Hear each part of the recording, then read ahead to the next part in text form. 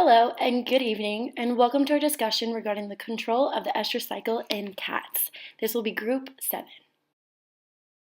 Some of the topics that we will be reviewing in this lecture include puberty, stages of the estrus in the queen, length of the estrus in the queen, ovulation, and tactics for controlling population, including pets and feral populations. On average, queens begin cycling between 5 and 9 months of age, after they attain a body weight of approximately 2 kilograms. However, there are many factors that influence the onset of puberty, including breed, the time of year, or primarily it depends on the photoperiod. Another factor depends on the health of the queen. And finally, the last factor is nutrition of the queen. Our next topic discussed will be what are the different stages of estrus in queens. The estrus cycle of a queen is unique to domestic species and consists of 5 distinct stages of estrus. These stages include proestrus, estrus, interestrus, diestrus, and anestrus. We will review all of these stages as well as the characteristics of each. Proestrus is the first phase of estrus and is characterized by rapid follicular growth and formation. The hormones present at this stage are follicle-stimulating hormone, otherwise known as FSH, as well as estradiol. An average of 3 to 7 follicles will develop and begin to partake in estradiol synthesis. While these follicles are partaking in estradiol synthesis, this is the time in which queens will attract toms, but they will not be sexually receptive to them. The signs of proestrus can be obvious or subtle. In most cases, proestrus is not detected regularly in queens. Despite this, some queens may begin to show changes in behavior that include increased vocalizations, an increase in appetite, and finally, one of the last signs is rolling. The queen may also become more restless and affectionate. Typically, they rub their faces against objects, other cats, or their human companions. Queens may also assume the lordosis position. This is where their tails will obtain a sideward displacement. Queens will also begin to raise their hips in an upward fashion. By raising their hips, naturally, their forelegs will be lowered. And finally, the last addition of this position will be that their hind legs will also be held high. However, upon addition of the tomcat, they will not be sexually receptive and may even show aggression to the male by hissing or striking with their paws. The proestrus portion can last anywhere from 12 hours to 3 days. Estrus occurs after proestrus and is characterized by the presence of multiple dominant follicles and a sharp rise in estradiol concentrations in the blood. Many of the signs are behavioral. The most indicative of the behavioral manifestations that can be observed in the queen that is in estrus is typically receptive.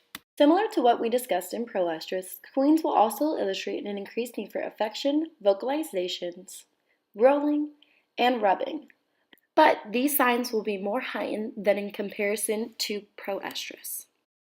Another notable behavior of estrus is the queen's uptake of the lordosis stance, followed by sexual receptivity to the tomcat. The lordosis stance can usually be induced by stroking the queen's back during estrus. This is usually done by their human companion. The queen in estrus will also urinate more frequently, and on occasion you can exhibit them urine spraying and marking. This is important for depositing hormones and pheromones and access signals of a reproductive status to other cats. Estrus lasts an average of 4 to 7 days, and the queen enters estrus every 17 days during long photoperiods if they do not ovulate. When a queen does not ovulate after estrus, interestrus will follow.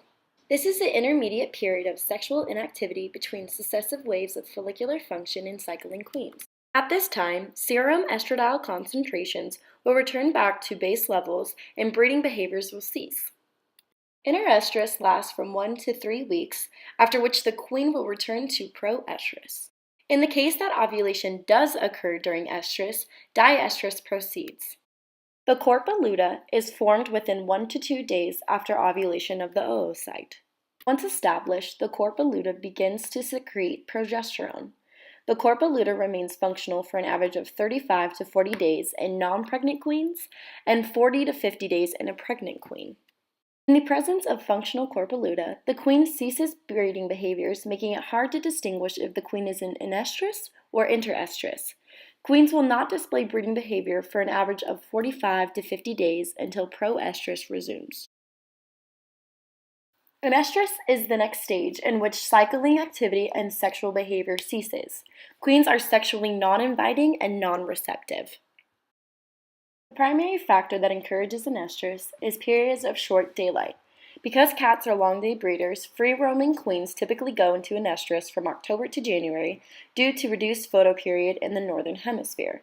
At this stage, there are low levels of progesterone and low levels of estradiol.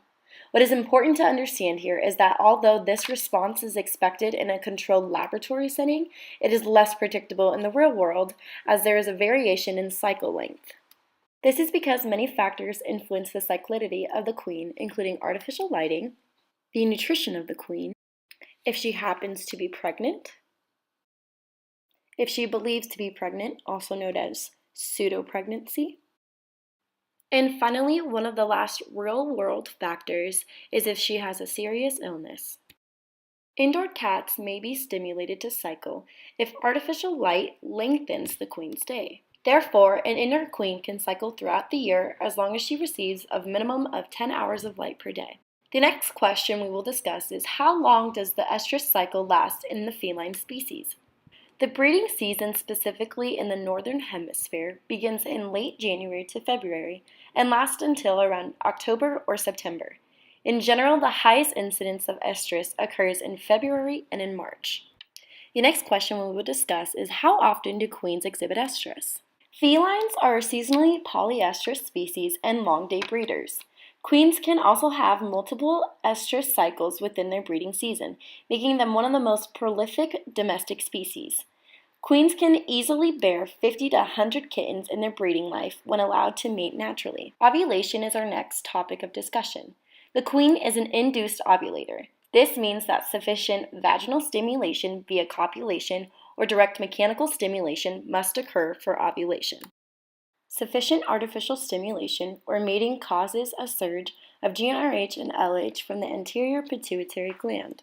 This eventually leads to ovulation of the dominant follicle, and after ovulation, the corpus luteum will form and produce high amounts of progesterone. Corpus luteum form after ovulation and gonadotropins are inhibited by the progesterone synthesis. Estrus ceases with significant vaginal stimulation. However, if copulatory or non-copulatory stimulation does not meet threshold, no spinal neural signal will be sent and the queen will return to proestrus and estrus in the following week. After understanding the estrus cycle, we can now go into the tactics for controlling overgrowth of feline population in pets and feral population. This is where we will explain the different types of ways that we can control the estrus cycle in cats. One of the first tactics that we can discuss is hormonal control.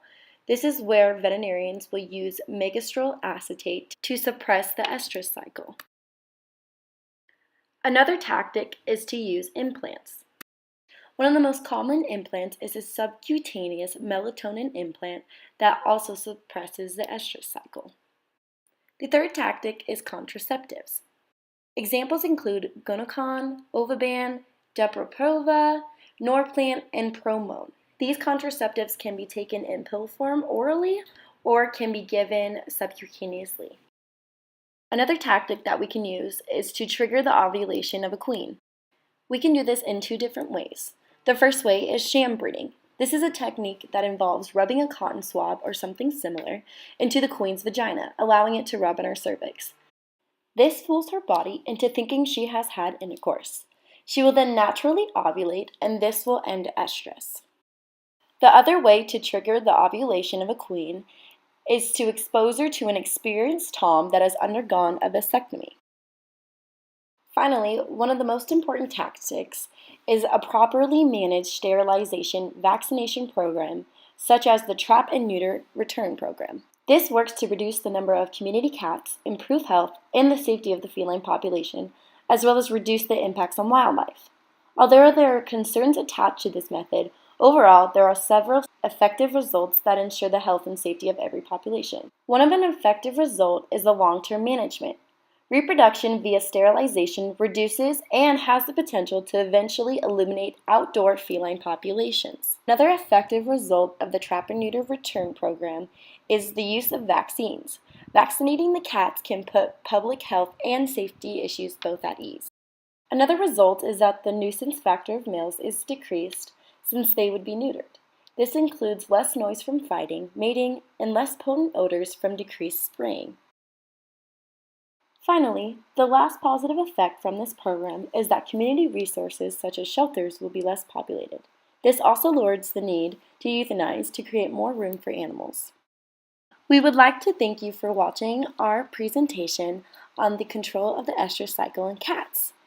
This presentation was made by Group 7 from the efforts of McKenna Kozlowski, Kieran White, Bridger Young, Dory Lefwich, and Alana